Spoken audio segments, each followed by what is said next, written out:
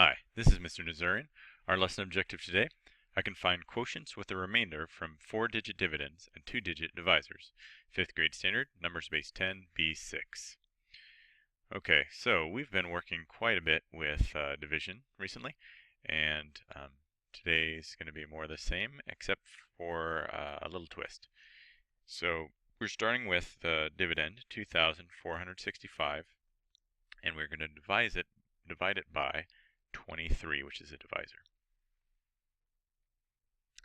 What is the first step that I want to do here? I want to find a multiple of 23. I'm going to have you go ahead and solve this problem in its entirety, because there's almost an infinite amount of different strategies that you could use as far as what collection of multiples you want to use in what order to solve this. I'm just going to let you solve it the way that feels most comfortable to you, using as long as you're using multiples to solve this. So go ahead and solve that right now. Okay, so I'm going to show you one way that you could have done it. Doesn't mean it's the right way, it's just the way that that I solved it. So I'm looking at this 23. I know the 10th multiple, so that's one way that I like to start. The 10th multiple is going to be 230. That's way less than what I have here. But I also am looking here at this 23, and I know that, and I look at this is 2400. Well, I know if I multiply 23 by 100, it would be 2300, which is less than this. So I'm going to do the 100th multiple, which would give me a total of 2300, or 2300. You're going to subtract, find the difference. There's 165 less. And then I'm going to think, okay, well, 23, again, I'm going to think 10th multiple would be 230. Half of the 10th multiple's 5th multiple, what would half of 230 be? It'd be 115. That's less than this, so that's what I'm going to go with next. So the 5th multiple of 23 is 115. Again, I'm going to subtract, find the difference. I've got 50. I think, well, I know that 25 and 25 is 50, right? So I know that the second multiple can work here, but it's going to be less than that because it's not 25, it's 23.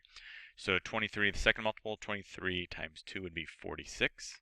That's what I'm going to do. Second multiple of 23 is 46. Find the difference, and I have 4. Now, this is where it's different than what we've been working on. Up to this point, we've been dividing to find quotients with no remainders. What we have here, and so what that meant was every time that we had something left, our difference, we said how many times can we take 23 out of 2,465 or 165 or 50. And then we kept doing that until we had 0 here. But now you can see that we have a number that is larger than 0, but is smaller than the divisor. So whenever you're dividing and you get your number, that your difference as you're taking out those groups of the divisor out, whenever you get a number that is smaller than the divisor, that means that you're done, and that number is going to be the remainder.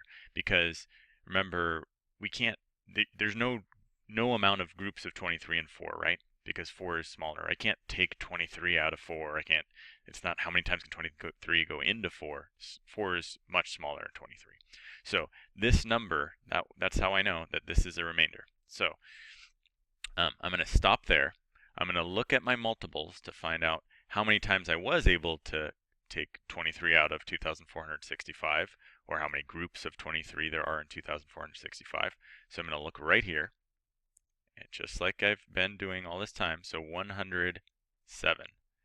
So I'm going to write 107 up here,